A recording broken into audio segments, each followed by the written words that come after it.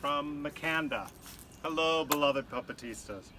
I hope that you are weathering the shelter at home and social distancing protocols in this time of coronavirus pandemic.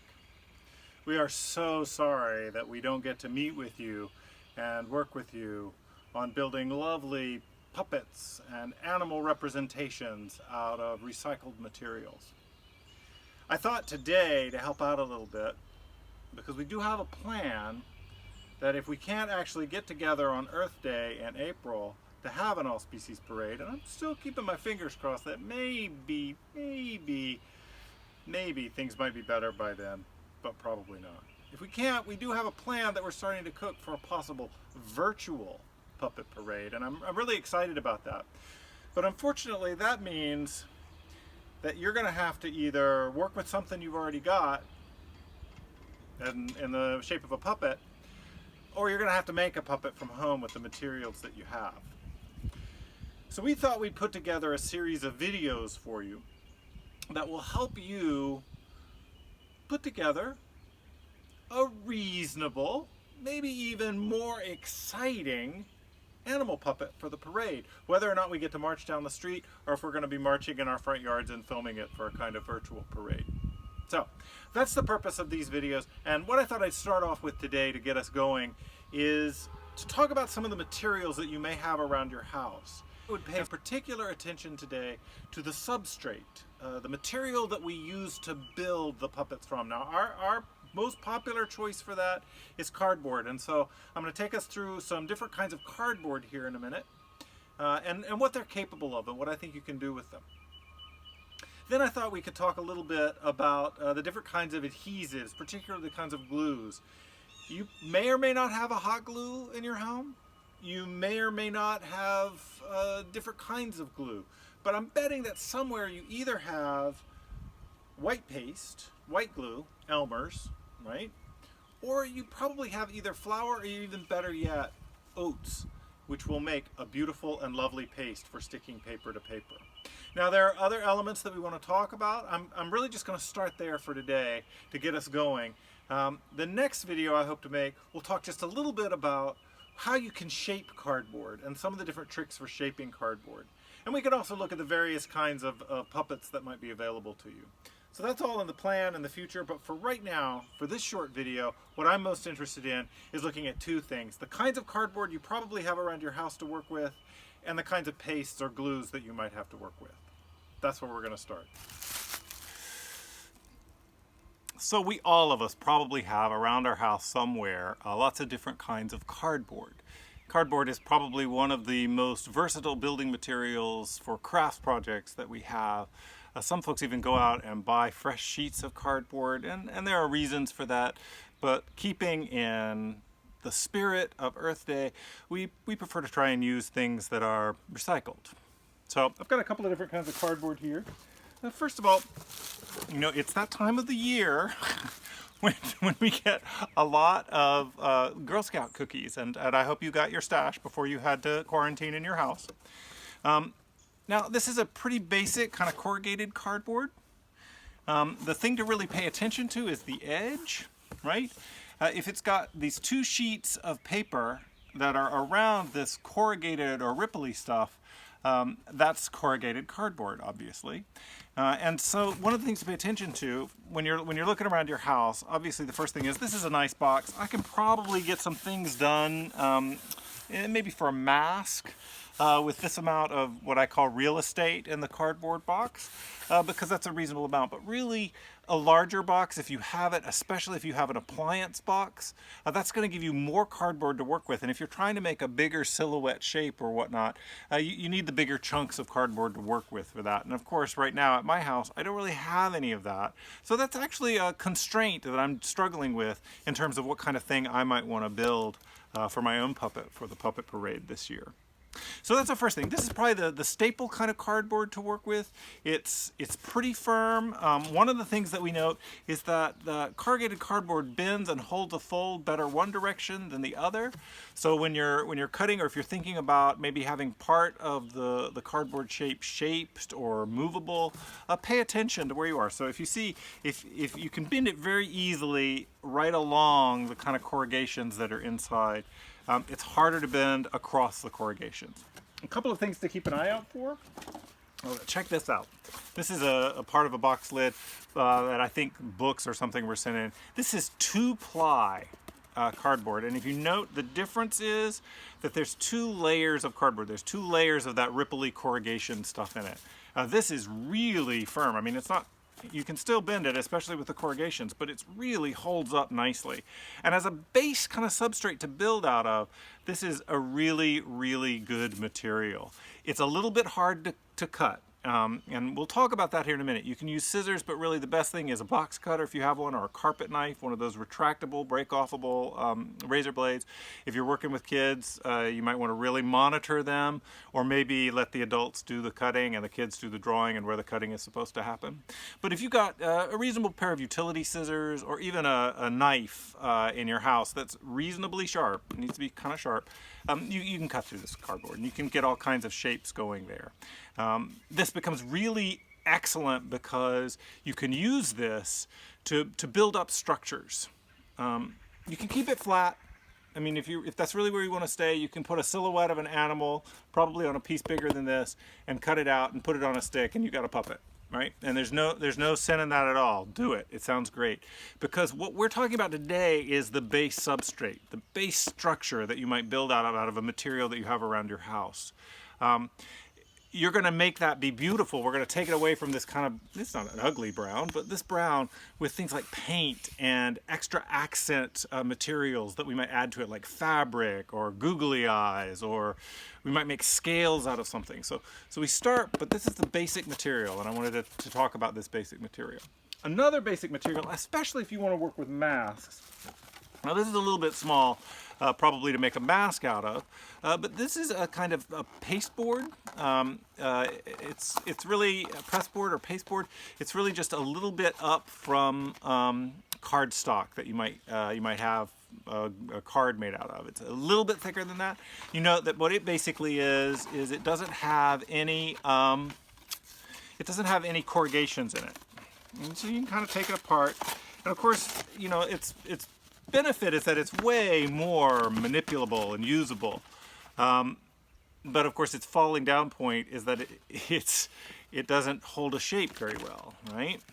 And so what I tend to like to use this for, if I'm going to build something out of this material, is I will take it and usually maybe make a mask shape, because I can do various kinds of folds and bends and construct it and cut away, and you know, I can get it to conform to the shape of my face, and I can cut circles out.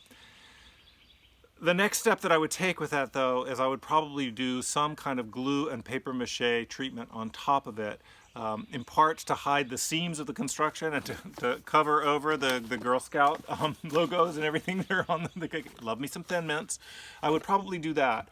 But the other reason why I would do it is that taking your time and going a couple of layers at a time so that you don't oversaturate it with water and make it lose whatever shape you've given to it, you will be able to build up its sturdiness.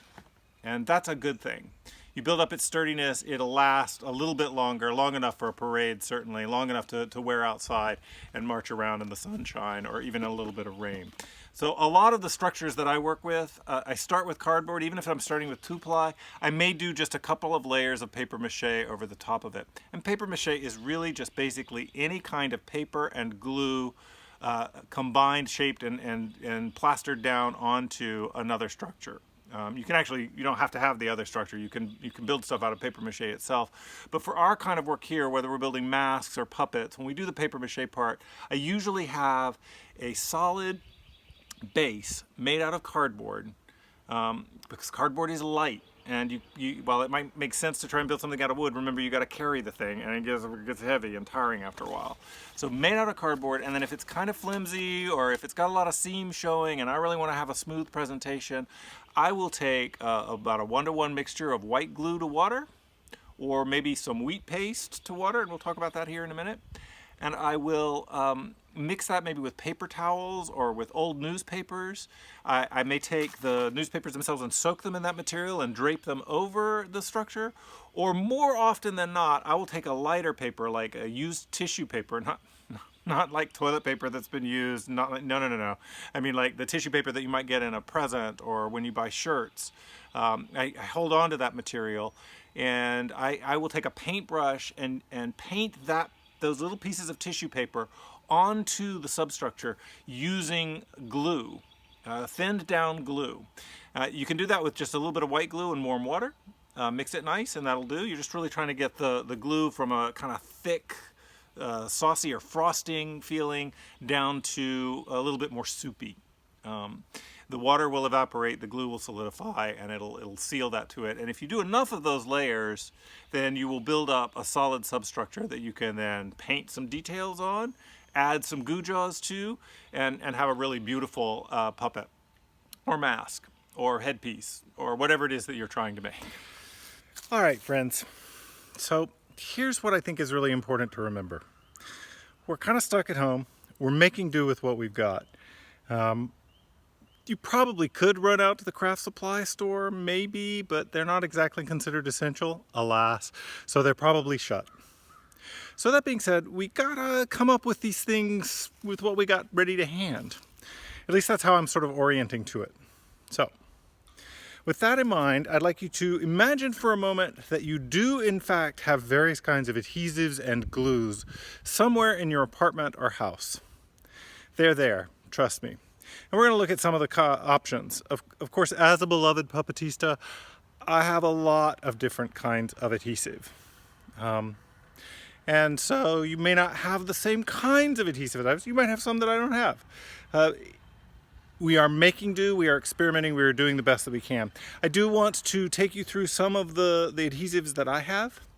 And talk through what I think works and what I think doesn't. Okay, so here we are on safari. We're out here in the wilds of Mache, hunting. Look, it's some glues. Okay, here are some glues. These, oh wow, these are not particularly useful glues, so let me talk you through some of these. Look, I get it. We're going to use whatever glues we can find. We're going to make do with them. If you have these, they may not be the best answer. So, first of all, this. This is a hot glue gun glue stick. I'm sorry I cannot find my hot glue gun, but you know what they look like. They are so easy, they hurt because they are hot. Even when they say they are cool, they are hot. It's good stuff. The problem though with these is, you know, that gun heats up the glue so that it becomes pliable and more like a liquid, a sticky liquid, a hot sticky liquid. Don't get your fingers on it, it hurts. And it makes, it makes a reasonable way to make flower arrangements, do other kinds of crafts. Because you're going to be putting cardboard together, no, I don't think you really want it. Part of the problem is it sticks to the surface of the cardboard. It doesn't penetrate very deep. And as soon as the cardboard gets in any way moist or wet or whatnot, the seal that it has with the very surface can break. Likewise, this. These two right here are kind of the opposite. Glue stick, for example, is really good at making collages and sticking paper to paper in a scrapbook or something like that. It is not so good for making a lasting, holding connection between cardboard, especially if you want to build something bigger. So again, it's useful, but it's not the best. Okay. And then this. I use this a lot for puppet construction when I'm doing foam core puppet construction. So I'm using like foam. It's a lot like the same kind of foam that you might use in furniture construction or whatnot for padding. That's really good because it is like super glue, it's like rubber cement on steroids, and it will help you stick various surfaces together and they will not come apart. So you better know what you're doing. It's smelly, it's nasty, you need to work with it outside or in a well-ventilated place. If you do want to advance to making puppets out of things like foam core or other materials than cardboard, yeah, contact cement is a really useful kind of glue up there with all of the different kinds of resins. And when you mix two things together to make a glue or a bond or adhesive, those kinds of things. But honestly, I share it because I think you might have in a storage shed somewhere some of this if you've done any home renovation. It is a usable, workable glue. Just be prepared. It's going to stink. And that stink will stick around for about a day after the glue is set, and then you should be okay. But those fumes, they don't just stink. They will mess you up, and that's not a good thing. Don't do it. Okay, Safari, Safari, Safari. Oh, look at this wonderful batch of glues. These are the white glues, basic white glues. They're each a little bit different, but they're all basically this. I mean, at one level. Some kind of Elmer's white glue, glue all. If you're trying to make a paper mache solution, you just thin down the kind of thick stuff here into something a little bit more like milk or skim milk. And you can either soak pieces of paper in it, or you can use it to paint like tissue paper or even paper towels or even toilet paper. But nobody's going to be using their toilet paper for craft supplies unless you were one of the people who got out there and got all the toilet paper. And then we're just still really mad at you. Don't do that. Don't use your toilet paper that way. But there are other tissue papers, other kinds of papers like paper towel, construction paper, old newspapers, etc. That you can use with this kind of glue to make a kind of paper mache on top. These are other forms of white glue, but they are formulated especially to stick to different kinds of surfaces. Probably the first one is this Mache. Mache Podge is a great collage glue. It actually doubles as a kind of glossy veneer when you're done. If you're trying to glue down paper to paper or make something really sturdy like a collage tabletop, a lot of times you'll use Mache Podge for that. Folks might do pourable resin or something over that when they're done, but for the most part, it's a paper to paper kind of glue with a nice. This has a nice matte finish when it's done. This I love. This is Pva glue. It's a little expensive. It's used in bookbinding, in part because it is acid free. It's more a glue that you would use if you're trying to make something that you want to last for a long time and you don't want it to go away or weather away. So it's a good archival kind of glue. The other really good thing, one of the reasons why we like it in bookbinding, is it's flexible. It makes a good seal, but then that seal, sticking two things together, is also flexible. It bends. It is also really good if you use it as a paper mache glue, though I don't really recommend that because it is expensive. If you use it as a paper mache glue, it will actually add some waterproofness to the product when you're done. It's basically a kind of plastic in white form. Liquid stitch, of course, is your alternative if you need it when you're working with fabric. This is a really good glue for fabric. It's really just white glue that's been tweaked a little bit, so it works really well with fabric. And then the other version of white glue that's done the same way is this wonderful kind of gem tack glue. It's really good for like sticking rhinestones to things, or if you're working with something really smooth like plastic or metal or glass, and you need a reasonable adhesion. This is a really reasonable glue to work with it, and it'll hold reasonably well for this. So there's those kinds of glues, and these are really you see I have a lot of this because I use my glue all for a lot of different things, and I'm constantly watering down and making lovely paper mache glues out of all of these at different times. Okay, so moving on, Safari. You don't have any of these glues. I'm willing to bet that you might have either oats or some lovely white flour. These mixed with hot water into about the consistency of milk will make a wonderful glue that can work on its own, or if you have some white glue and you mix in with it, it'll also work as a paper mache glue. So never deny, and the reason why oats are really good is the same reason why they're so good for breakfast and sticking to your ribs, so to speak. They are thick and gooey and delicious. And if you like your oats particularly stiff, you're really going to have to water them down. If you like your oats particularly smooth, you're still going to need to water them down. So probably about twice as much water as you would normally use for a very smooth, flowy, soupy oatmeal breakfast. I don't really have recipes for either of these because honestly, you kind of adjust and tweak and get it to the right texture that you need it to be. I really recommend kind of getting either to about milk, maybe cream, maybe skim milk. It sort of depends. You know, you want it to be workable, but you also want it to be wet enough that it penetrates deep into the material that you're working with, the cardboard, the paper, whatever it is that you're working with. Now that's like 3 different kinds of glues, some to avoid, some to use. Use what you got though, make do with what you got and try it out and see how it works. Again, hot water and to help it dissolve and help it get where you need to do, and then you let it cool down and you can use it. Another quick tip for this, because these are organic,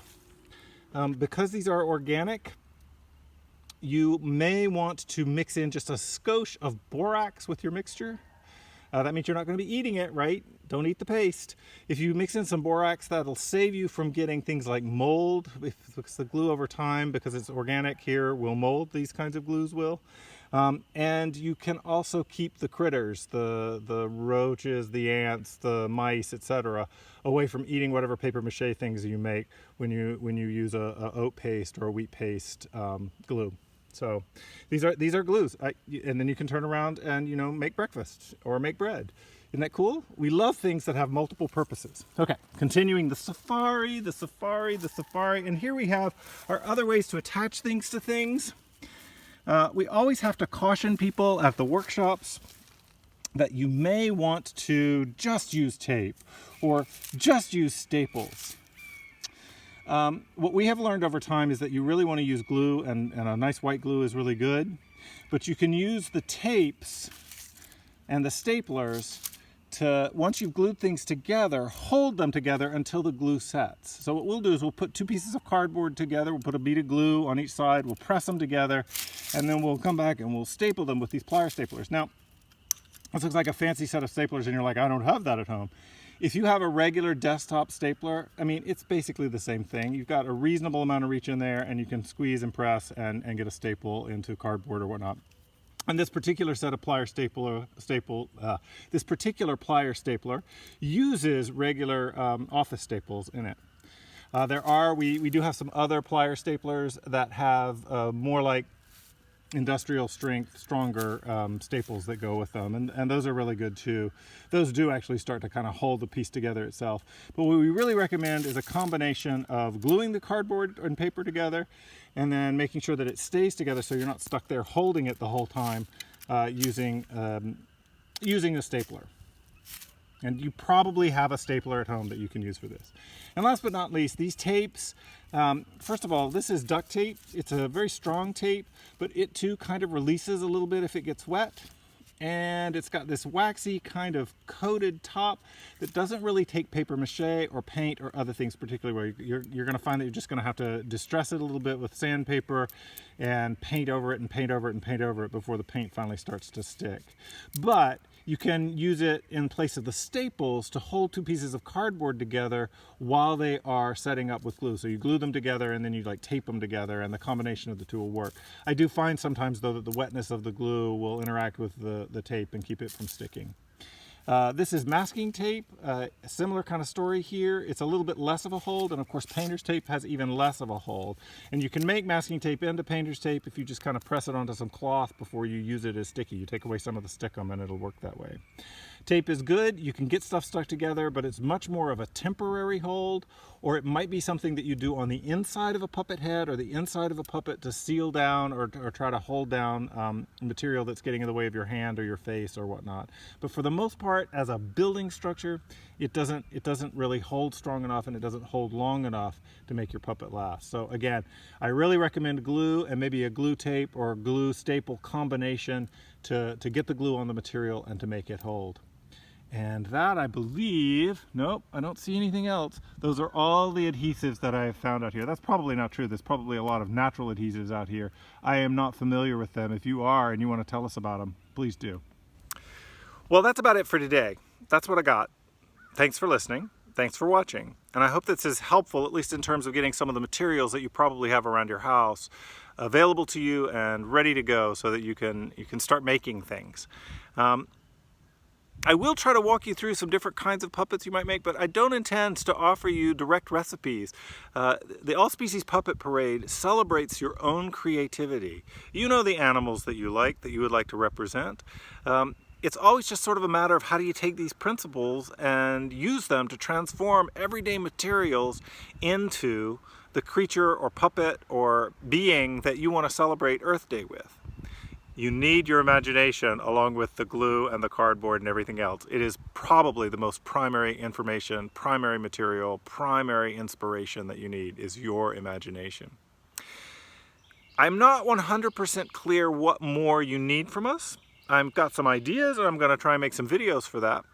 But I would like to invite you to do two things. One is, wherever this video is being shared, I hope I'm aware of that, I will check the comments. So if you have questions, I will try to attend to comments and answer them. Especially, you know, now up to our All Species Puppet Parade Day. I will also be glad to be in contact with you through our Beloved Puppetistas Facebook page. Or if you're friends with me on Facebook, or you want to be friends with me on Facebook, look up Jonny Gray. I think you'll recognize the beard. So you can look me up. I'm in Carbondale. I live in Makanda. I would be more than happy to answer your questions and even do a Skype or Facebook or telephone or whatever you got, whatever you need, a phone consultation with you about your project and what you're trying to make and how I can help you make it. I hope you're staying home. I hope you're staying safe. I hope you're staying sane. I hope you're staying occupied with things to do. Take care of yourselves. Pandemic is stressing us all. But you know what? We can still celebrate and do things in the world that matter to us and recognize the beautiful 50th anniversary of Earth Day and the 7th anniversary of the Carbondale All Species Puppet Parade. And even though we're trapped at home and we can't get together to work together in the way that I would like to in our wonderful new workshop space, I'm really excited that we're still going to figure out one way or another to mark these days with our creativity, our spirit, and our commitment to the biodiversity of the planet and environmental sustainability in the way that we live on it. Thanks, friends. See you soon.